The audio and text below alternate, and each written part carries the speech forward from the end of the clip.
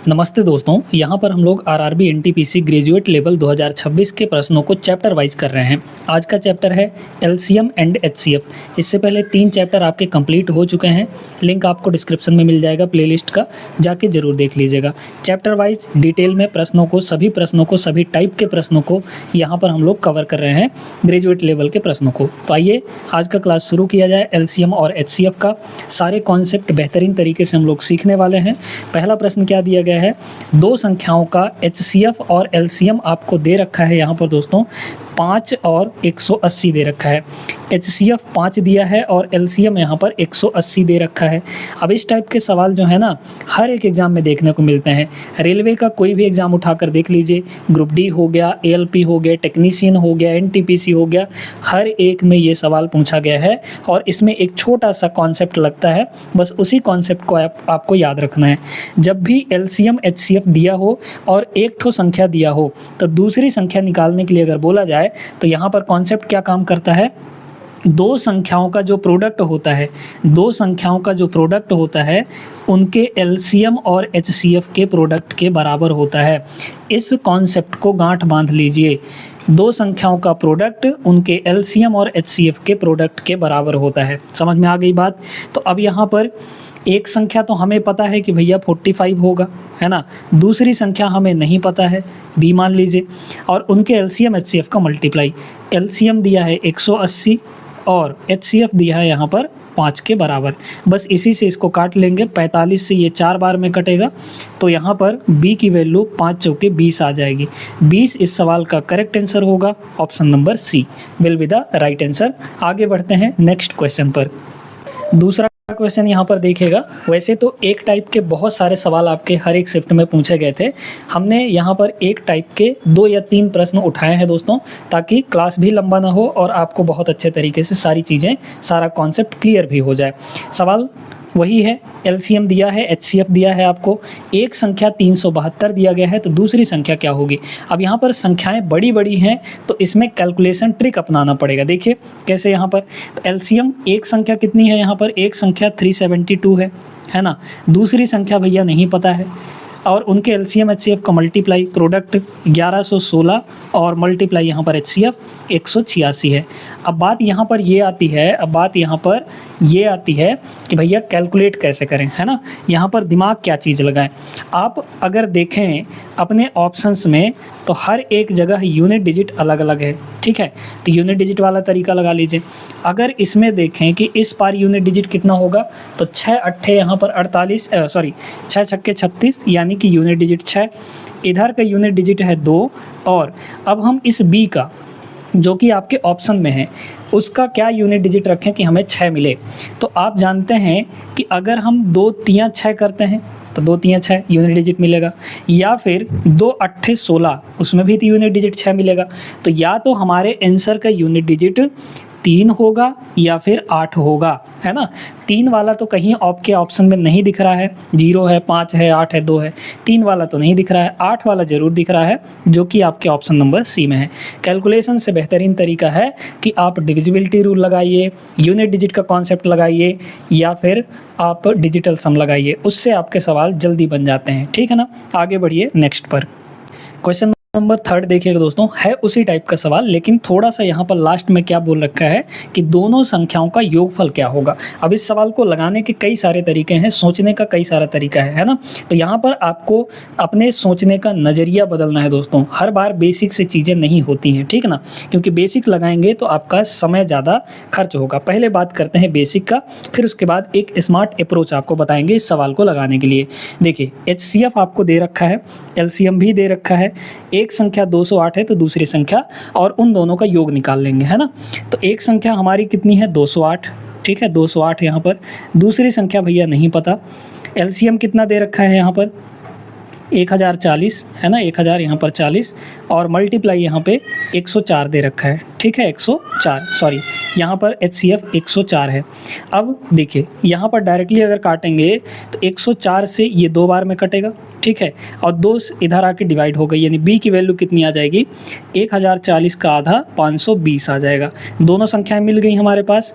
तो एक संख्या पहले से दे रखी थी 208, प्लस एक संख्या है यहाँ पर 520, दोनों को जोड़ेंगे तो 728 यहाँ पर करेक्ट आंसर हो जाएगा। ठीक है, तो ये आपको समझ में आ गया होगा। अब यहाँ पर ऑप्शन नंबर कितना, B will be the correct answer.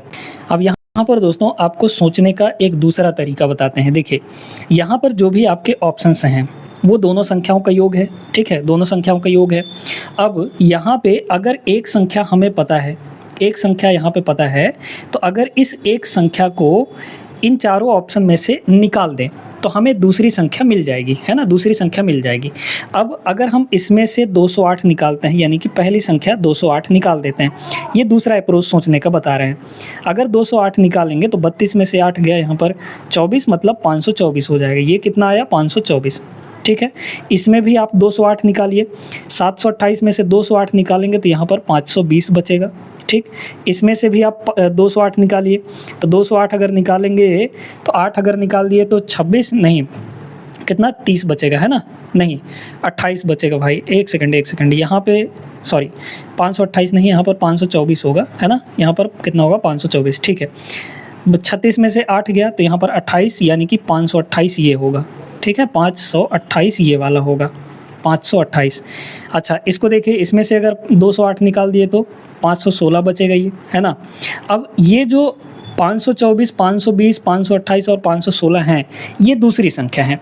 अब आप सभी जानते हैं कि अगर दो संख्याएं हैं हमारे पास, उन दोनों संख्याओं को अगर ध्यान से आप देखेंगे तो वो दोनों संख्याएं अपने HCF से कटती हैं, यानी HCF से कटने वाली संख्या ही हमारी होती है।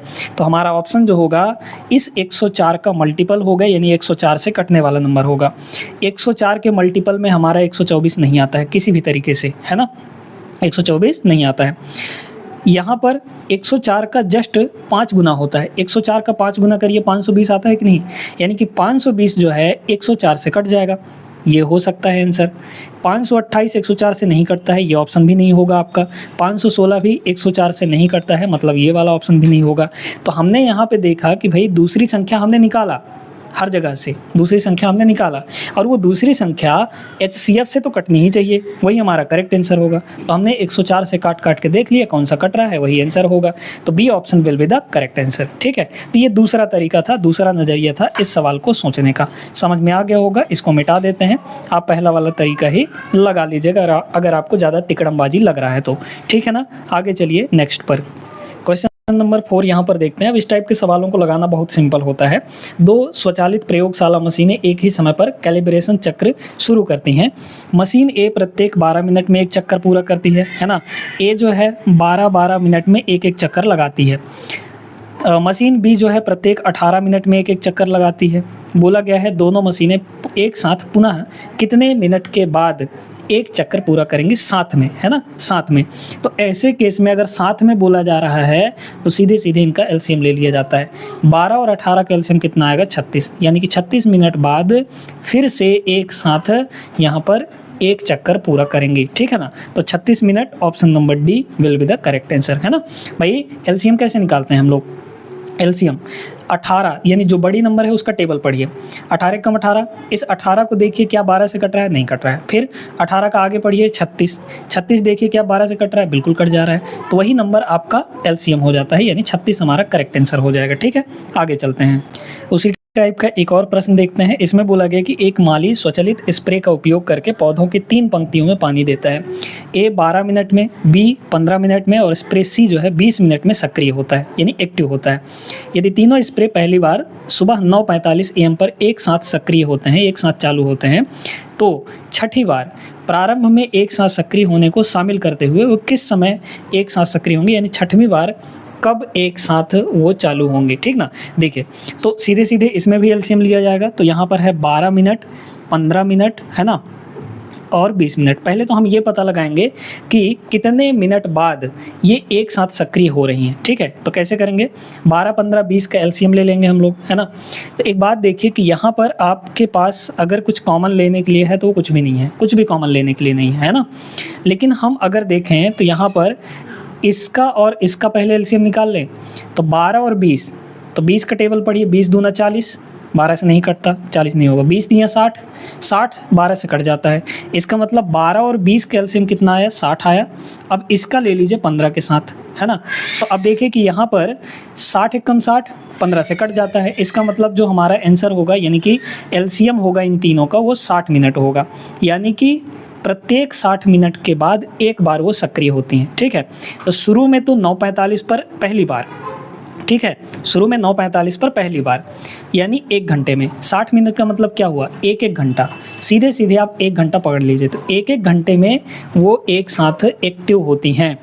तो सुबह 9:45 पर पहली बार, ठीक, फिर दूसरी बार 10:45 पे, तीसरी बार यहाँ पे 11:45 पे, फिर 12:45 पे, फिर 1:45 पे, है ना, फिर यहाँ पर 2:45 पे, यानी कि छठी बार देख लीजिए, छठी बार यहाँ पे 2:45 पर, 2:45 पर यहाँ पे, और वो भी पीएम में, दोपहरिया में, है ना, दोपहरिया में यहाँ पे एक साथ एक्टिव होंगी। ऑप्शन नंबर बी इसका करेक्ट आंसर हो जाएगा। समझ गए होंगे कैसे लगाना है सवालों को। आगे चलिए, इसको देखिएगा, ये बढ़िया सवाल है, मतलब छोटा सा सवाल है लेकिन अच्छा सवाल है। दो संख्याओं का योगफल दिया है आपको यहाँ पे a + b, दो संख्याएं हम माने तो यहाँ पर 56 दिए रखा है, और कह रहा है उनका अंतर योग का 1/7 है, यानी उन दोनों नंबर्स का जो डिफरेंस है योग का, यानी 56 का 1/7 है। तो 56 का 1/7 कितना आएगा, सीधे सीधे 8 आ जाएगा, है ना, 8 × 7 = 56। भाई 56 × 1/7 करेंगे तो 8 मिलेगा। अब हमें a और b निकाल लेना है सबसे पहले यहाँ से, है ना। जब भी दोस्तों a + b और a - b इस फॉर्मेट में इक्वेशन दी गई हैं, है ना, अगर आपको इस फॉर्मेट में इक्वेशन दिया है तो आप डायरेक्टली यहाँ से a और b की वैल्यू निकाल सकते हैं। a की वैल्यू यानी बड़ी वाली संख्या की वैल्यू निकालने के लिए दोनों को जोड़ के 2 से डिवाइड कर लीजिए। 56 और 58 हो गया 64, 64 का आधा यहाँ पे 32, ठीक है।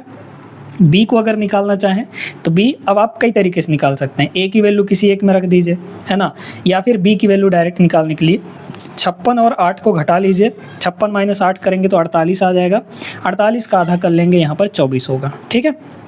a और b दोनों की वैल्यू मिल गई, हमें इन दोनों का एलसीएम निकालना था। तो यहाँ पर है 32 और यहाँ पर है आपका 24, ठीक है। तो 32 एकम 32, 24 से नहीं कटता। 32 दूना 64, 64 भी आपका 24 के टेबल में नहीं आता, नहीं कटेगा। 32 तियाँ 96, 96 जो है वो 32 के टेबल में भी आता है और 24 के टेबल में भी आता है। सॉरी, यहाँ पर 96 होगा ना, 96। तो 96, 24 चौक 96 और 32 तियाँ 96, यानी कि 96 इसका एलसीएम आएगा। ऑप्शन नंबर फर्स्ट होगा। आगे बढ़िए नेक्स्ट पर। चलिए दोस्तों, इस टाइप का एक सवाल और यहाँ पर देख लेते हैं। 3 घंटियाँ हैं, नियमित अंतराल पर बजती हैं। प्रत्येक घंटी 120 मिनट पर, दूसरी घंटी 180 मिनट पर और तीसरी घंटी 240 मिनट पर बजती हैं। यदि तीनों घंटियाँ 9 AM सुबह 9 बजे पर एक साथ बजी थी तो अगली बार किस समय एक साथ बजेंगी, है ना। एलसीएम निकालना है हमें 120, ठीक है, 120 यहाँ पे, फिर यहाँ पर 180, है ना, और फिर यहाँ पर आप देख पाएंगे कि 240। इन तीनों का एलसीएम निकाल लीजिए। अब इसमें आप देखेंगे तो मैक्सिमम नंबर क्या कॉमन ले सकते हैं, इसमें लिया जा सकता है आपका 60, है ना, 60 लिया जा सकता है। तो 60 को अगर कॉमन लेंगे तो यहाँ बचेगा 60 दूना 120, 60 तियाँ 180, 60 चौके 240। अब देखिए 2 3 4, अब इनमें देखें तो 2 और 4 का एलसीएम कितना होगा, 4 होगा, तो 2 को हटा लीजिए, है ना। अब 3 और 4 का एलसीएम, क्योंकि 3 और 4 में कुछ भी कॉमन नहीं है, तो जिन संख्याओं में कुछ भी कॉमन नहीं होता उनका प्रोडक्ट ही एलसीएम बनता है, यानी 3 और 4 का यहाँ पर एलसीएम कितना आएगा, 12 आएगा, इनका प्रोडक्ट ही आएगा। और बाहर क्या रखा है, यहाँ पर 60 रखा है, बस इसी को मल्टीप्लाई करेंगे तो हमारा एलसीएम निकल कर आ जाएगा।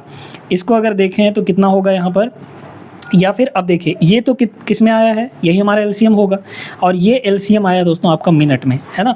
हम इसको कन्वर्ट कर लेते हैं घंटे में। घंटे में इसको कन्वर्ट करने के लिए 60 से डिवाइड करना पड़ेगा। जैसे ही 60 से डिवाइड करेंगे तो 12 घंटे आ जाएगा, है ना, 12 घंटे, यहाँ पर 12 घंटे। तो 12 घंटे बाद फिर से एक साथ बजेंगी वो, है ना। तो सुबह अगर 9 बजे बजी थी, है ना, सुबह अगर 9 बजे एक साथ बजी थी तो 12 घंटे समझ लीजिए शाम का 9 बजे, है ना, शाम का 9 बजे आएगा, यानी कि 9 PM होगा। तो अगली बार एक साथ यहाँ पे 9 PM पर बजेंगी टन से घंटियाँ। ऑप्शन नंबर फर्स्ट होगा, ठीक है। समझ गए होंगे इस टाइप के सवाल अब कैसे करने हैं, हर एक एग्जाम में रेलवे के पूछा जाता है ये। आगे बढ़िए नेक्स्ट पर। इस सवाल को देखेगा, इस टाइप के सवाल अब यहाँ पर बहुत ज़्यादा पूछे जाने लगे हैं रेलवे के एग्जाम्स में। ये थोड़ा सा अलग टाइप का सवाल देखने को मिला एलसीएम एंड एचसीएफ का, ठीक ना। लगाना कैसे है, पहले तो इस पूरे को सिंप्लीफाई हमें करना पड़ेगा, है ना। इसको सिंप्लीफाई करेंगे तब जाके हमें यहाँ पे एलसीएम एचसीएफ निकालते बनेगा। सिंप्लीफाई कैसे करना है, देखिए यहाँ पर x पावर 2.5 है, ध्यान से एक एक चीज़ समझते जाइए, 2.5, ठीक। अच्छा, फिर यहाँ पर देखिए रूट का मतलब होता है पावर में 1/2। अगर किसी में रूट लगा है ऐसे, तो इसका मतलब होता है पावर में 1/2, और 1/2 को आप 0.5 भी कह सकते हैं, यानी कि पावर 0.5, है ना। तो रूट का मतलब पावर 0.5। अगर इसमें देखें तो x और y दोनों में रूट लगा है, इसका मतलब दोनों का पावर 0.5 होगा, 0.5, और y का भी पावर यहाँ पर 0.5 हो जाएगा। क्लियर बात। अच्छा, नीचे कितना है यहाँ पे देखिए 0.5, y की पावर 0.5, है ना। अब अगर देखा जाए तो ये दोनों तो सेम है, ये ख़त्म हो गए।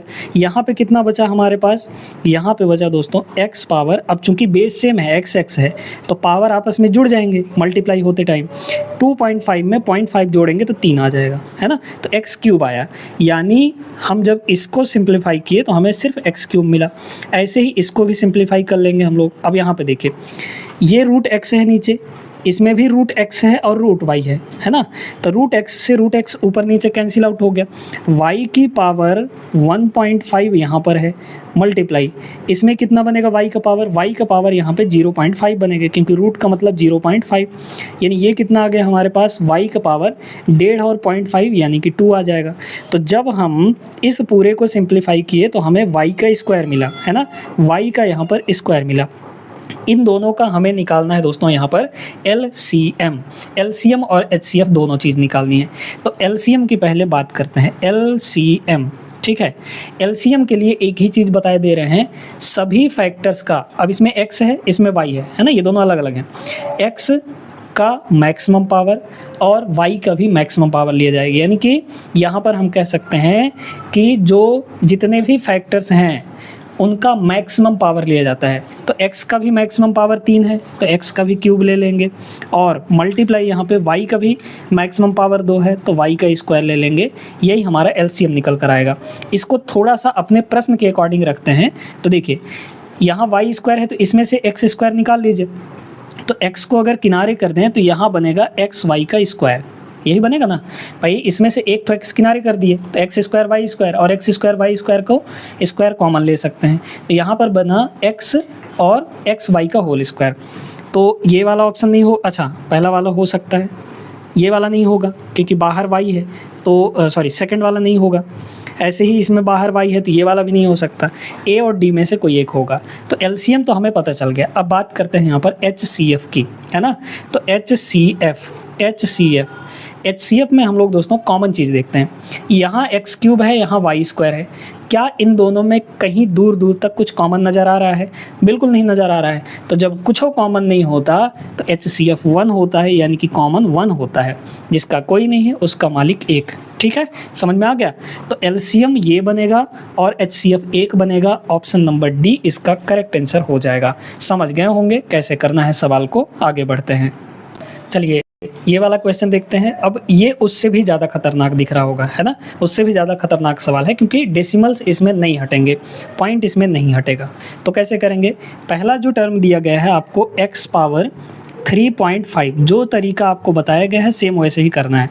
और मल्टीप्लाई में यहाँ पर y पावर कितना है, 1.5 है ना, 1.5। दूसरे को देखते हैं, ये x पावर -4.5 है। ये जब ऊपर जाएगा तो पॉजिटिव बन जाएगा, है ना। यानी x पावर ये हो गया 4.5 पॉजिटिव का, और ऊपर तो y पावर 2.5 है ही, तो y पावर 2.5 हो गया यहाँ पे। थर्ड को देखिए, x तो ऊपर है ही, यानी x पावर 1 है, मल्टीप्लाई y ऊपर चला जाएगा तो y का क्यूब बन जाएगा, यानी कि पॉजिटिव पावर हो जाएगा। अब हमें इनका एलसीएम निकालना है। तो एलसीएम में हमने बताया था कि जितने भी फैक्टर्स आपको दिख रहे हैं उनका बड़ा बड़ा पावर लेना है। x आपको हर जगह दिख रहा है, तो x का सबसे बड़ा पावर यहाँ 3.5 है, ये नहीं होगा बड़ा। 4.5 यहाँ 1 है, तो सबसे बड़ा पावर कौन है? 4.5। तो x का पावर कितना ले लेंगे हम लोग? 4 यहाँ पर 5 ले लेंगे। ठीक, फिर मल्टीप्लाई, y का भी बड़ा पावर लेना है क्योंकि y अब दिख रहा है, तो y का बड़ा पावर यहाँ पर 3 है, सबसे बड़ा 3 है यहाँ पर, है ना। अब हमें इसे इस फॉर्म में, ये जो आपके ऑप्शंस दिए गए हैं इस फॉर्म में हमें इसको लगाना है। कैसे लगाएंगे देखते जाइए, या फिर अपने ऑप्शन में चेक कर लीजिए, ठीक है। सबसे पहले तो हम यहाँ पर देखेंगे कि y क्यूब कहाँ पे बन रहा है, किस ऑप्शन में बन रहा है। पहले ऑप्शन को अगर चेक करें तो ये एक्स वाई का होल क्यूब है, मतलब y का क्यूब इसमें बनेगा, है ना, y का क्यूब बनेगा, इसमें नहीं और बाकी कहीं नहीं है, ठीक है। तो पहले वाले में आपका y का क्यूब बन रहा है। दूसरे वाले में अगर देखा जाए तो यहाँ y का स्क्वायर है और ये y का पावर कितना होगा, y का पावर कितना होगा 3 का आधा यानी कि 1.5, तो स्क्वायर और 1.5 कितना हो गया भाई, y क्यूब और इसका पावर इसका रूट लगा है, तो इसको हम लोग क्या लिखेंगे 3 और रूट का मतलब हाफ, है ना, यानी ये हो गया y का पावर 1.5, ठीक है 1.5 हो गया। तो y का स्क्वायर यहाँ है तो स्क्वायर और 1.5 जुड़ के 3.5 होगा, जबकि हमें y क्यूब चाहिए, है ना, तो सेकंड ऑप्शन में नहीं होगा। ऐसे ही इसमें सिर्फ y स्क्वायर है हमें, जबकि y क्यूब चाहिए, तो थर्ड ऑप्शन भी नहीं होगा। यहाँ देखिए y क्यूब ये तो ज़्यादा ही जाएगा क्योंकि ये y पावर 3/2 यानी कि आधा 1.5 होगा यहाँ पे, है ना, तो 3 और 1.5 4.5 हो जाएगा, तो सी ऑप्शन भी नहीं होगा। y क्यूब सिर्फ पहले ऑप्शन में आ रहा है, यही इसका करेक्ट आंसर हो जाएगा। और x के लिए अगर सॉल्व करेंगे तो x पावर इसमें यहाँ पर 4.5 आ जाएगा। समझ गए अच्छे से, आगे चलिए। सवाल नंबर 10 यहाँ पर देखिएगा, बहुत बेहतरीन प्रश्न है। दो संख्याओं का योग आपको दे रखा है 129 के बराबर, यानी यहाँ से a प्लस बी आपको पता चल रहा है कि भैया ये है आपका 129, ठीक है, ये बात क्लियर हो गई। जहाँ a छोटा है b से, मतलब b ग्रेटर है, a और b का HCF और LCM 3 और 1350 दिया गया है, आपको चाहिए 1/a माइनस 1/b, ठीक है। अब यहाँ पे 1/a माइनस 1/b, तो b एक कम b मतलब b हुआ माइनस a इंटू 1 a हुआ और डिनोमिनेटर में a इंटू b हो जाएगा, है ना, मतलब हमें b माइनस a चाहिए अब, ठीक है। अब एक कॉन्सेप्ट आप जानते हैं कि भाई दो संख्याओं का प्रोडक्ट उनके LCM HCF के प्रोडक्ट के बराबर होता है। दो संख्याएं a और b हैं, तो a और b का जो मल्टीप्लाई है वो LCM HCF के प्रोडक्ट के बराबर होगा। तो यहाँ पर आपका HCF 3 है और LCM कितना है 1350 है, ठीक है, ये बात समझ में आ गई। थोड़ा सा इसको मल्टीप्लाई करेंगे तो 135 का अगर यहाँ पर 3 गुना देखा जाए तो 300 और 35 तियाँ 100 कितना हो जाएगा, यहाँ पर 105 है ना, तो मतलब 405 हो गया ये, ठीक है, 405 और 0 मतलब 4050 आ गया। अब हमें इन्हीं दोनों का उपयोग करके a माइनस बी मतलब b माइनस ए निकालना है। अब एक फार्मूला हमने आपको अलजेब्रा में पढ़ाया था कि भाई जो a प्लस बी का होल स्क्वायर है और माइनस a माइनस बी या b माइनस ए, क्योंकि b ग्रेटर है इसलिए b माइनस ए कर रहे हैं, ठीक है, इसका जो स्क्वायर है ये होता है 4ab के बराबर, ठीक है, ये एक फार्मूला होता है। अब यहाँ से अगर देखा जाए तो b माइनस ए कितना आ जाएगा बताइए, a प्लस बी 129, तो यहाँ पे होगा 129 का होल स्क्वायर, है ना, 129 का होल स्क्वायर, 4ab इधर आ जाएगा तो 4ab कितना है आपका 4050, है ना, is equal to b minus A बचेगा, b माइनस ए का होल स्क्वायर होगा, तो b माइनस ए और इसका हम यहाँ पे कर देते हैं होल स्क्वायर, मतलब कि इधर स्क्वायर इधर आके स्क्वायर रूट लग जाएगा, ठीक है। अब इसे हमें कैलकुलेट नहीं करना है, ठीक है, थोड़ा सा बड़े ध्यान से सारी चीज़ें समझिएगा। देखिए यहाँ पर अगर डिनोमिनेटर में देखा जाए तो ab की वैल्यू कितनी है 3 × 1350, ठीक है, 3 × 1350। एक चीज़ का और यहाँ पर ध्यान दीजिए कि भाई यहाँ पर अपने पास है 4000, मतलब 4000 का 4 गुना, 4000 का 4 गुना कितना होगा 16000 और कुछ आएगा। अब एक बात और समझिए कि ये जो भी वैल्यू है ये पूरी की पूरी पॉजिटिव आएगी, है ना, क्योंकि रूट के अंदर है, तो रूट के अंदर पॉजिटिव वैल्यू होना चाहिए तभी एक यहाँ पर रियल नंबर निकल कर आएगा, तो ये पूरी वैल्यू पॉजिटिव होगी। तो इसका मतलब b माइनस ए की वैल्यू पॉजिटिव, तो ऊपर वाली वैल्यू पॉजिटिव, नीचे वाली वैल्यू पॉजिटिव ही है, तो दोनों पॉजिटिव मिलाकर ओवरऑल जो हमारा आंसर आएगा वो पॉजिटिव ही आएगा। तो जो माइनस वाले ऑप्शन हैं वो ख़त्म हो गए, बी और सी ख़त्म हो गए। अब बात आती है यहाँ पर ए और डी में कौन सा आंसर होगा, ठीक है, देखते जाइए दोस्तों। अब इसे हमें सॉल्व नहीं करना है, ये नहीं कि 129 का स्क्वायर करिए माइनस ये सब करिए, b माइनस ए की वैल्यू निकालिए, इतना आपको नहीं करना है।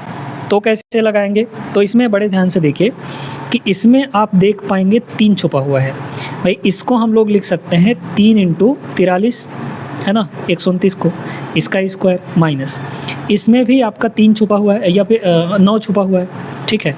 तो इसको लिखा जा सकता है 4 इंटू 9 इंटू कितना लिख सकते हैं 9 तियाँ 27, सॉरी 9 चौके 36 बचा 4 तो 9 पंजे 45 मतलब 450 इतना लिख सकते हैं। अब इस पूरे में देखिए कि 9 कॉमन है क्या, 9 इसमें है, ये 3 का स्क्वायर 9 कॉमन आएगा, तो यहाँ पे बना 9 और इस ब्रैकेट के अंदर कुछ होगा 43 का स्क्वायर माइनस 4 इंटू 450 होगा, और इसका हमें ले लेना है स्क्वायर रूट, और जैसे ही इसका स्क्वायर रूट लेंगे तो हमारे पास 9 का स्क्वायर रूट 3 आएगा, और 3 के साथ इस ब्रैकेट में जो भी होगा उसका स्क्वायर रूट यहाँ पर कुछ आ जाएगा, ठीक है। क्लियर हो गई बात, यानी हमारे पास ऊपर में आया 3 इंटू ये समथिंग समथिंग, है ना। अब यहाँ पर बड़े ध्यान से देखकर बताइए कि ये 3 से 3 नहीं कट जाएगा क्या, तो ऊपर हमारे पास कुछ है और नीचे है यहाँ पर 1350, नीचे कितना है 1350, बस यही आपका आंसर ऑप्शन नंबर बी इसका करेक्ट आंसर हो जाएगा, ठीक है। समझ में आ गया, sorry option number A will be the right answer. ये भी एक बहुत महत्वपूर्ण और बहुत बढ़िया प्रश्न है, लॉजिकल प्रश्न है, लॉजिक का उपयोग इसमें करना है। क्या बोला गया है, दो संख्याओं का एलसीएम लघुत्तम समापवर्तक यानी एलसीएम पहली संख्या का 21 गुना है, तो एक संख्या पहली संख्या हम ए मान लेते हैं और दूसरी संख्या यहाँ पर बी मान लेते हैं, तो यहाँ पर जो एलसीएम है वो पहली संख्या का 21 गुना है यानी कि 21a है, एलसीएम कितना है 21a है। दोनों संख्याओं का जो एचसीएफ है वो 2 अंकों की एक अभाज्य संख्या है, 2 अंकों का एक प्राइम नंबर है। दूसरी संख्या का न्यूनतम संभावित मान कितना हो सकता है, ठीक है। अब एक कॉन्सेप्ट आप जानते हैं कि दो संख्याओं का प्रोडक्ट उनके एलसीएम और एचसीएफ के प्रोडक्ट के बराबर होता है, तो दो संख्याएं ए और बी हैं, तो ए और बी का जो प्रोडक्ट होगा वो किसके बराबर होगा, एलसीएम इंटू एचसीएफ, और एलसीएम है कितना यहाँ पर 21a, तो यहाँ पे रखिए 21a मल्टीप्लाई यहाँ पर एचसीएफ मतलब एच मान लेते हैं हम लोग यहाँ पर, है ना। अब देखिए ए से ए आपका ख़त्म हो जाएगा, यानी बी की जो वैल्यू है वो कितनी आ गई यहाँ पर 21 इंटू एच आ गया, है ना, एच आ गया। और एचसीएफ आपको क्या बोल रखा था यहाँ पर कि एक अभाज्य संख्या है वो भी 2 अंकों की, तो 2 अंकों की सबसे छोटी अभाज्य संख्या अगर हम यहाँ पे एच के जगह पर ले लें तो हमें इन दोनों का प्रोडक्ट मिनिमम मिलेगा, यानी सबसे छोटा मिलेगा, क्योंकि दूसरी संख्या मिनिमम होनी चाहिए, है ना। तो ये बताइए कि 2 अंकों की सबसे छोटी प्राइम नंबर कौन सी होती है, तो यहाँ पर 10 की बात अगर करें तो सबसे छोटा नंबर 10 होता है 2 अंक का, लेकिन 10 एक कंपोजिट नंबर है, भाज्य संख्या है, इसलिए 11 पे चलिए। 11 आपका 2 अंकों का सबसे छोटा प्राइम नंबर है, मतलब h की वैल्यू यहाँ पर कितनी होगी 11 हो जाएगी, h की वैल्यू कितनी होनी चाहिए 11, तो 21 और 11 का मल्टीप्लाई कर लीजिए तो b की वैल्यू कितनी होगी यहाँ पर 21 गुणे यहाँ पर 11, ठीक है। अब 11 से मल्टीप्लाई करने का तरीका हम आपको कई बार बता चुके हैं, देखिएगा पहले इस 1 को लिखेंगे तो 1 हो गया यहाँ पर 11 से चूँकि मल्टीप्लाई कर रहे हैं ना, फिर यहाँ पर पीछे वाले नंबर को जोड़ते जाइए, तो 1 और 2 को जोड़ेंगे यहाँ पर 3 होगा, और फिर लास्ट में यूनिट डिजिट यानी कि सॉरी ये शुरू वाला अंक यानी कि 2, तो 231 यहाँ पर b की वैल्यू होगी minimum. Option number C will be the correct answer. बहुत अच्छा प्रश्न था, कई लोग इसमें फंसे होंगे और इस सवाल को छोड़ कर भी आए होंगे। आगे चलिए अगले सवाल पर। सेकंड क्वेश्चन यहाँ पर देखिएगा, बहुत बेहतरीन प्रश्न है ये भी। दो संख्याओं x और y का गुणनफल आपको दे रखा है 6760। x और y का HCF आपको 13 दिया है, जहाँ x ग्रेटर है y से। x और y के पेयर्स बताने हैं, कितने पेयर्स हो सकते हैं, ठीक ना। अब यहाँ पर दो संख्याओं का गुणन उनके LCM और HCF के प्रोडक्ट के बराबर होता है, ये चीज़ आप सभी जानते हैं, है ना। अब यहाँ पे अगर HCF दिया रहता है तो हम दो संख्याएं मान सकते हैं। HCF कितना दिया है 13 दिया है, तो एक संख्या हम लोग यहाँ पे 13a मान लेंगे और दूसरी संख्या हम लोग यहाँ पे 13b मान लेंगे, है ना। ऐसा क्यों किया गया है, क्योंकि यहाँ पर दोस्तों HCF का मतलब होता है कि उन दो संख्याओं में मैक्सिमम नंबर 13 ही कॉमन हो सकता है, उसके अलावा कुछ नहीं। यानी 13 तो यहाँ पर दोनों में कॉमन है, मतलब a और b में अब कुछ कॉमन नहीं होना चाहिए, जो कॉमन होना था वो सिर्फ 13 ही कॉमन होना था, ठीक है। ये बात समझ में आ गई। अच्छा, इनका जो गुणनफल दे रखा है दोनों संख्याओं का, वो दे रखा है आपको 6760। 13 से काट लीजिए इसको, है ना, 2 बार, ठीक है। तो 2 बार अगर 13 से काटेंगे तो a इंटू बी मिल जाएगा हमें। चलिए एक बार 13 से काटिए तो 13 पचे 65, 2 बचा 13 दूना 26, ये आ गया। फिर एक बार इसको 13 से काटेंगे, है ना, क्योंकि 2 बार इधर 13 है, तो 13 चौके 52 यानी कि 40 आ गया। तो a इंटू बी हमारे पास 40 के बराबर आ गया। अब ये चीज़ ध्यान रखना है कि a और b में कुछ भी कॉमन नहीं होना चाहिए और उनका प्रोडक्ट हमें यहाँ पर 40 के बराबर लिखना है, ठीक है। तो यहाँ पर बताइए कि एक तो वैल्यू हो सकती है 1 इंटू 40, फिर अगर हम 2 इंटू 20 करेंगे, 2 इंटू 20 करेंगे तो 2 और 20 में 2 कॉमन होता है, जबकि हमें कॉमन चीज़ लेना नहीं है, ठीक, तो 2 नहीं हो सकता। फिर इसके बाद 4 और 10 में 2 कॉमन होता है, क्योंकि 4 10 40 होता है। हाँ, 5 और 8 जरूर ले सकते हैं, 5 इंटू 8 जरूर यहाँ पर हम लोग कर सकते हैं, 5 8 40 होता है, ठीक है। बस यही 2 संख्याएँ हैं हमारे पास जो कि यहाँ पर जिनका प्रोडक्ट 40 होगा और उनका प्रोडक्ट उनमें कुछ कॉमन भी नहीं होगा। तो 2 संख्याएँ यहाँ पर करेक्ट आंसर होंगी। Option number B will be the right answer. आगे बढ़ते हैं नेक्स्ट क्वेश्चन पर। देखिएगा, इस टाइप के सवाल आपको बहुत ज़्यादा परेशान किए होंगे, है ना। इनको लगाने का सबसे बढ़िया तरीका, सोचने का सबसे स्मार्ट अप्रोच आपको बताते हैं। P और Q का HCF दे रखा है यहाँ पर। P और Q का जो HCF है वो 15 के बराबर दे रखा है, ठीक है। पहले HCF वाले करते हैं जहाँ पे आपको HCF दिया रहता है। Q और R का HCF कितना है? 10 है। तो यहाँ पर Q और R का जो HCF है दोस्तों वो 10 के बराबर दिया गया है। इसके बाद R और P का जो HCF है वो 15 के बराबर दिया है। आपको यहाँ पर बोला गया है P plus Q plus R का योग यथासंभव मिनिमम हो, मतलब तीनों के सम का जो मान है वो मिनिमम होना चाहिए। तो मिनिमम वैल्यू हम पहले P Q R का निकालेंगे, तभी तो उन तीनों का सम मिनिमम आएगा। तो P Q R का मिनिमम वैल्यू निकालने के लिए आपको क्या करना है, यहाँ पर देखिएगा, P लिख लीजिए, Q लिख लीजिए और R लिख लीजिए, ठीक है। देखिए अब यहाँ पर आप देखिए कि इस वाले में और इस वाले में क्या कॉमन है, तो आप कहेंगे Q दोनों जगह है, मतलब Q कॉमन है। तो जब हम इन दोनों का एलसीएम लेंगे तो हमें इन दोनों में जो कॉमन है उसकी वैल्यू मिलेगी, यानी Q की वैल्यू मिलेगी। तो 15 और 10 का एलसीएम कितना आएगा, यहाँ पर 30 के बराबर आएगा। और 30 किसकी वैल्यू होगी, Q की वैल्यू होगी। तो Q की मिनिमम वैल्यू यहाँ पर 30 हो गई, ठीक। इन दोनों में क्या कॉमन है, तो R कॉमन है, यानी 10 और 5 कैल्शियम लेंगे तो हमें R की वैल्यू मिलेगी। और 10 और 5 कैल्शियम कितना आएगा, 10 आ जाएगा, है ना। 10 यहाँ पर इन कैल्शियम होगा। तो 10 जो है ये R की वैल्यू है। अब क्या करेंगे हम लोग, यहाँ पे ये PQ वाले का और RP वाले का, इन दोनों कैल्शियम ले लेंगे। तो PQ और RP में क्या कॉमन है, P कॉमन है। तो 15 और 5 इन दोनों कैल्शियम क्या मिलेगा, 15, जो कि P का वैल्यू होगा। और ये PQR की मिनिमम वैल्यू है और इन तीनों को जोड़ेंगे तो हमें मिनिमम वैल्यू मिलेगी। लेकिन हमें सम नहीं पूछा गया है, हमें पूछा इन तीनों का प्रोडक्ट। इन तीनों का प्रोडक्ट निकाल लीजिए, 15 3 4500, है ना। 4500 इसका करेक्ट आंसर होगा, 4500। Option number first will be the right answer. ये तरीका है इस सवाल को लगाने का। आगे बढ़िए नेक्स्ट पर। इसको देखिए दोस्तों, ये भी एक बढ़िया लॉजिकल सा प्रश्न है। यदि कोई प्राकृतिक संख्या n इस प्रकार है कि 120 और n का जो एलसीएम हो 360 है, ठीक है भैया। यहाँ पर 120 और n इन दोनों का जो एलसीएम दे रखा है वो कितना दे रखा है, 360 के बराबर, ठीक है। इतनी बात समझ में आ गई। अच्छा, अब बात करते हैं यहाँ पर कि 900 और n का HCF आपको 90 दिया है। 900 और n का HCF 90 दे रखा है। HCF का मीनिंग क्या होता है, HCF का मतलब होता है कि सबसे बड़ा कॉमन नंबर, ठीक है। मतलब 900 और n में सबसे बड़ा कॉमन नंबर क्या होगा, 90 होगा। तो इसका मतलब इसमें अगर देखें तो 90 इंटू 10 है, ये 90 इंटू 10 है। अब इसमें फिक्स है कि इसमें 90 तो होगा ही होगा, क्योंकि हमें 90 कॉमन चाहिए, है ना। तो n में 90 तो होगा ही होगा। लेकिन यहाँ पर एक और वैल्यू होगी, लेकिन वो 10 नहीं होनी चाहिए।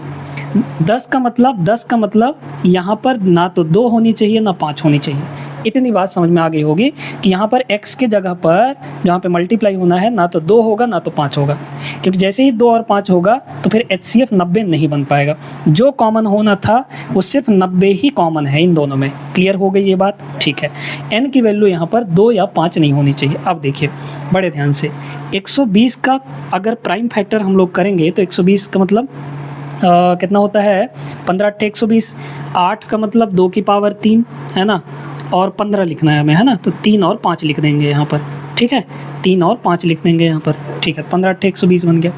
अब यहाँ पर एक चीज़ और आप जानते हैं कि भैया n की वैल्यू यहाँ पर 90 इंटू एक्स है, तो 90 का मतलब क्या हुआ, 90 का मतलब यहाँ पर ये हुआ कि भाई 3 का स्क्वायर और 2 और 5, और यहाँ पर एक और वैल्यू कुछ आनी चाहिए, है ना, कुछ यहाँ पर आनी चाहिए, ठीक है, ये चीज़ कुछ आनी चाहिए, ठीक है, 90 हो गया ये। अब देखिए हमें चूंकि इन दोनों का एलसीएम कितना चाहिए, 360, 360 का मतलब, 360 का मतलब अगर देखें तो 9 चौके 36, तो 9 का मतलब 3 का स्क्वायर, है ना, और 9 चौके 36, ठीक है, 40 होगा, तो 40 को क्या लिख सकते हैं, 5 8 40, है ना, यानी कि 2 का क्यूब और यहाँ पर 5, ये हो गया 360, ये कितना हो गया, 360 हो गया। अब आप जानते हैं कि 120 और n का जो एलसीएम है उसमें हम फैक्टर्स का मैक्सिमम पावर लेते हैं, तो यहाँ पर ये बताइए कि 3 का स्क्वायर है, तो क्या 3 का स्क्वायर इन दोनों में से कहीं पर है, बिल्कुल है यहाँ पर, ठीक है, तो उसको लेने की ज़रूरत नहीं है x के जगह पर, ठीक है। 2 का क्यूब है क्या कहीं पर 120 और n में, तो 2 का क्यूब यहाँ पर है, ठीक है, ये भी है।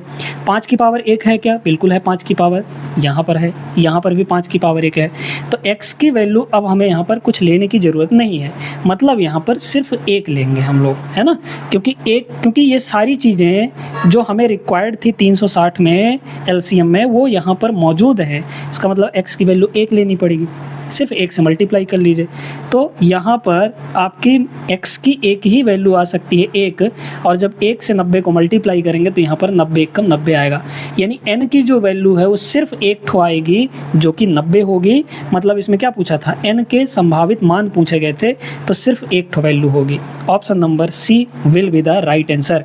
ये सटीक तरीका है इस सवाल को सोचने का। उम्मीद करते हैं समझ गए होंगे आप लोग। आगे चलते हैं नेक्स्ट पर। चलिए देखिएगा एक सवाल उसी तरह का, और आपको जीसीडी का मतलब पता है ना, एचसीएफ होता है, ठीक है।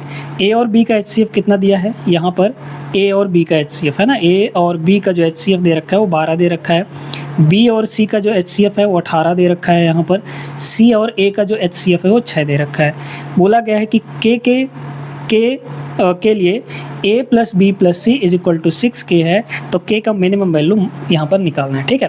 तो मतलब a प्लस बी प्लस सी इसकी मिनिमम वैल्यू हमें आनी चाहिए, क्योंकि k का हम मिनिमम वैल्यू ले रहे हैं, तो मिनिमम वैल्यू के लिए हम यहाँ पर a b c का वैल्यू निकाल सकते हैं, है ना, a b c का। देखिए इन दोनों का एलसीएम b का वैल्यू देगा, क्योंकि b कॉमन है यहाँ पर। 12 18 का एलसीएम कितना होता है, 36, 12 3 36, 18 दूना 36, ठीक है। इन दोनों का एलसीएम 18 और 6 का एलसीएम 18 ही आएगा, तो यहाँ पर हो गया 18 c की वैल्यू, क्योंकि c यहाँ है, c यहाँ कॉमन है। a की वैल्यू निकालने के लिए a यहाँ है, a यहाँ है, तो 12 और 6 का एलसीएम यहाँ पर 12 आ जाएगा। क्लियर हो गई बात। तो a b c तीनों का मिनिमम वैल्यू मिल चुका है, हमें यहाँ पर तीनों का सम चाहिए। जोड़ लीजिए सबको, कितना होगा, 12 18 30 और 30 और 36 यहाँ पर 66 होगा। ये किसके बराबर है, 6k के बराबर है। a plus B plus C 6k के बराबर है, तो यहाँ से k की जो वैल्यू आ गई वो कितनी आ गई यहाँ पर, 66/6 यानी कि 11। Option number A correct answer होगा। आगे बढ़िए नेक्स्ट पर। उसी टाइप का एक और सवाल देख लीजिए। यहाँ पर आपको दिया है ए बी का 8 दिया गया है, ठीक है। ए और बी का जो एचसीएफ है, ए और बी का जो एचसीएफ यानी जीसीडी 8 दिया है, बी और सी का एचसीएफ यहाँ पर 12 के बराबर दिया है, सी और ए का एचसीएफ यहाँ पर 4 के बराबर दिया है। तो ए बी और सी का मिनिमम वैल्यू निकालना है ना। चलिए हाँ, साथ में यहाँ पर एलसीएम आपका 240 होना चाहिए, ठीक ना। चलिए देखते हैं, यहाँ पर लगाते हैं। सबसे पहले तो यहाँ पर देखा जाए कि भाई ए और बी हम लोग यहाँ पर लेंगे, मतलब बी अगर निकालना चाहेंगे तो इन दोनों का एलसीएम 12 8 का एलसीएम 24 आएगा, तो 24 यहाँ पर होगा, ठीक है। फिर इसके बाद यहाँ पर देखिए सी की वैल्यू निकालने के लिए इन दोनों का एलसीएम 12 4 का एलसीएम 12 ही आएगा, है ना। फिर इसके बाद यहाँ पर 8 और 4 का एलसीएम 8 आएगा, ए की वैल्यू आ गई। लेकिन हमें ये भी देखना है कि भाई इन तीनों का एलसीएम 240 होना चाहिए। 240 को थोड़ा फैक्टराइज कर लीजिए, है ना, 240 को यहाँ पर फैक्टराइज कर लीजिए। तो आप जानते हैं कि 120 का डबल है, तो 15 8 120, मतलब 8 16 इंटू 15 120 हो जाएगा, है ना। तो 16 का मतलब 2 की पावर 4 और 15 का मतलब 3 और 5, है ना, 3 और 5। अब आप देख पाएंगे यहाँ पर कि भाई जो एलसीएम होता है वो मैक्सिमम पावर का होता है। तो अगर हम ए बी सी को थोड़ा फैक्टर करें तो ए का मतलब 2 का मतलब 8 का मतलब 2 का क्यूब होगा, है ना। यहाँ पर ये क्या होगा, 8 3 24, मतलब ये 2 का क्यूब है और 3 है, मतलब 3 एक बार है। फिर यहाँ पर अगर इसको देखा जाए तो ये 2 का स्क्वायर है और यहाँ पर ये आपका 5 है, ठीक है, सॉरी 4 है, ठीक ना, तो ये वाला 4 कह रहे हैं भाई, 3 है ना, 4 3 12। अब यहाँ पर देखिए हमें 2 का मैक्सिमम पावर चाहिए, 4 चाहिए 2 का मैक्सिमम पावर, लेकिन यहाँ 3 है, यहाँ भी 3 है, तो हमें 4 बनाना है। तो अगर हम इसमें 2 का 1 ठो मल्टीप्लाई करेंगे तो इसमें 2 का क्यूब मिलेगा, हमें 2 का पावर 4 चाहिए, तो इस वाले में 2 का मल्टीप्लाई यहाँ पर नहीं कर सकते हैं, है ना। तो किस में करेंगे हम लोग, यहाँ पर इसमें कर देते हैं, क्योंकि हमें सबका मिनिमम वैल्यू चाहिए। तो अब हमें देखिए कि यहाँ पर 3 तो है, ठीक है, 3 की पावर 1 मैक्सिमम है, तो हमारे पास सिर्फ और सिर्फ एक ठो 2 का मल्टीप्लाई करना है और 5 का मल्टीप्लाई करना है, कहीं ना कहीं इन तीनों नंबर में से कहीं ना कहीं 5 का मल्टीप्लाई करना है और 2 का मल्टीप्लाई करना है, ठीक है, 2 का मल्टीप्लाई करना है। तो आप यहाँ पर ऐसे सोचिए कि भाई सीधे सीधे अगर हम इस बड़ी वैल्यू को छोटी वैल्यू को, इस 2 को बड़ी वैल्यू के साथ दे दें, मतलब इसमें 2 का मल्टीप्लाई कर दें, तो ये 2 का क्यूब और ये 2 का पावर 1, 2 का पावर 4 मैक्सिमम बन जाएगा, ठीक है। लेकिन इस बड़ी वैल्यू 5 को क्या करें, कहाँ दें, तो सबसे छोटी वैल्यू में दीजिए। सबसे छोटी वैल्यू कौन है, 8 है, तो यहाँ पर दे दीजिए, है ना। मतलब ये 24 था, हमने 2 का मल्टीप्लाई किया तो 48 बन गया यहाँ पे। ये 8 था, इसमें 5 का हमने मल्टीप्लाई किया तो ये 40 बन गया, और यहाँ पर इसमें कुछ मल्टीप्लाई नहीं किया है तो ये 12 ही रहेगा। यानी यही ABC की तीनों में की मैक्सिमम वैल्यू है। तीनों को जोड़ लीजिए, तीनों का सम पूछा गया था, देखिए 48 12 60 40 100, ठीक है, ये 100 के बराबर आएगा। Option number A will be the correct answer. आगे बढ़ते हैं नेक्स्ट पर। अगला सवाल यहाँ पर देखते हैं दोस्तों, क्या दिया है, ए और बी के उनक्रमित गुणे यानी कि सॉल्यूशन पेयर्स का बताना है, कितने पेयर होंगे। इस प्रकार है कि ए और बी का HCF 28 है और a प्लस बी आपको ये दिया गया है। अगर 28 दिया है तो 2 संख्या हम लोग मान सकते हैं, एक मान सकते हैं भाई 28x, है ना, और दूसरी संख्या मान सकते हैं यहाँ पर 28y, क्योंकि मैक्सिमम जो कॉमन होना चाहिए वो 28 होना चाहिए। अच्छा, इन दोनों का जो सम दे रखा है वो किसके बराबर दे रखा है, 868 दे रखा है ना। 28 यहाँ से कॉमन लेके काट देंगे तो x प्लस वाई की जो वैल्यू आ गई वो कितनी आ गई, 868 और डिवाइड बाई यहाँ पर 28, ठीक है। काटेंगे 28 3 84, हाँ ठीक है, 28 3 84, 2 बचा, 28 एकम 28। x प्लस वाई की वैल्यू यहाँ पर आपकी x प्लस वाई की वैल्यू 31 होनी चाहिए, और ध्यान ये रखना है कि अब x और y में कुछ भी कॉमन नहीं होना चाहिए। तो चलिए मानते हैं, तो यहाँ पर x प्लस वाई 31 लाना है हमें, तो 1 प्लस 30 लिख सकते हैं, ठीक, 2 प्लस 29 भी लिख सकते हैं क्योंकि 2 और 29 में कुछ कॉमन नहीं है। फिर 3 प्लस 28 भी लिख सकते हैं, 4 प्लस 27 भी लिख सकते हैं, और 5 प्लस 26 भी लिख सकते हैं। इस तरीके से हम कहाँ तक लिख सकते हैं, 15 प्लस 16 तक लिख सकते हैं ना। 15 प्लस 16 31 होता है, 15 प्लस 16, तो 1 से लेकर सभी नंबर के साथ पेयर बनेंगे, यानी कि 1 2 3 4 5 6 7 8 9 10 11 12 13 14 15 सब के साथ पेयर बनेगा, मतलब टोटल 15 पेयर बनेंगे। तो 15 पेयर यहाँ पर करेक्ट आंसर हो जाएगा, यानी option number D will be the right answer, ठीक है ना। क्लियर है, आगे बढ़िए। इस सवाल को देखते हैं, ये एक बड़ा खतरनाक प्रश्न है। 3 धनात्मक ए बी सी इस प्रकार हैं कि ए बी का एलसीएम दे रखा है आपकी बार, है ना। तो ए और बी का जो एलसीएम है, HCF नहीं दे रखा है, ध्यान रखिएगा, एलसीएम दे रखा है, कितना है 24। 24 को तोड़ लीजिए, है ना, 8 3 24 यानी 2 का क्यूब और 3, तोड़ते हुए चल रहे हैं। फिर इसके बाद बी और सी का एलसीएम 36 दिया है, तो बी और सी का जो एलसीएम है वो 36, 36 का मतलब 9 चौक 36, यानी 3 का स्क्वायर और 2 का स्क्वायर, है ना, 9 चौक 36 हो गया। सी और ए का एलसीएम, सी और ए का जो एलसीएम है वो कितना है, 72 है। 72 का मतलब 9 8 72, तो 9 का मतलब 3 का स्क्वायर और 8 का मतलब 2 का क्यूब, है ना, ये हो गया, ठीक है। अब देखिए यहाँ पे ए बी सी का मिनिमम वैल्यू लेना है हमें, यथासंभव छोटी संख्या ली जाए, तो ए बी और सी। अब आप जानते हैं कि यहाँ पर इन तीनों में जो भी होगा उनका मैक्सिमम पावर यहाँ पर एलसीएम में आएगा, ठीक ना। तो पहले ए की बात करते हैं, तो ए के लिए हम किस में देखेंगे, यहाँ पर इन दोनों में देखेंगे, सॉरी ए और सी में देखेंगे, मतलब इसमें देखेंगे और इसमें देखेंगे ए के लिए, है ना। तो यहाँ पर अगर 2 का क्यूब देखा जाए तो 2 का क्यूब यहाँ पर भी है, पहले वाले में यहाँ पे 2 का क्यूब है ना, और इसके बाद 2 का क्यूब यहाँ पर है। तो ए की मैक्सिमम वैल्यू हम क्या ले सकते हैं यहाँ पे, मतलब मिनिमम वैल्यू क्या ले सकते हैं, 2 का क्यूब फिक्स है, ठीक है, 2 का क्यूब यहाँ पर ले लिए। अब बात करते हैं आगे, बी और सी के बारे में, ठीक ना, बी और सी के बारे में। तो अब देखिए बी और सी का एलसीएम कितना आ रहा है, बी और सी का एलसीएम यहाँ पर 9 और 4 आ रहा है, ठीक है, 9 और 4 आ रहा है। तो अब देखिए 9 तो है इसमें, तो 9 या तो इसको दे सकते हैं या फिर इसको दे सकते हैं, है ना, या 9 बी को दे सकते हैं या फिर सी को दे सकते हैं। अब डिसाइड कौन करेगा, देखते जाइए, डिसाइड करेगा ये दोनों, है ना, ये दोनों ए और बी में जो यहाँ पर 3 का मैक्सिमम पावर आ रहा है वो 1 आ रहा है। ए और बी के एलसीएम में 3 का मैक्सिमम पावर कितना है, 1 है। तो हम अगर बी को 9 रख देंगे तो 9 का मतलब 3 का स्क्वायर होता है, तो 9 नहीं होना चाहिए, बी के पास 9 नहीं होना चाहिए, इसका मतलब सी के पास 9 होना चाहिए।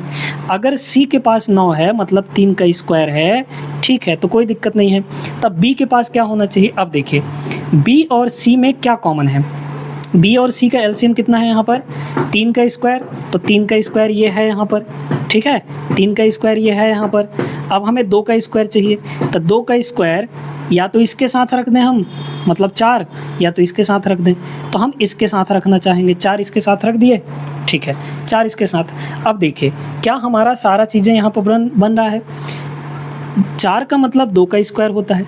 अब ए और बी में फिर से देखिए, ए और बी में एलसीएम क्या होना चाहिए, यहाँ पे 3, ठीक है, ये है।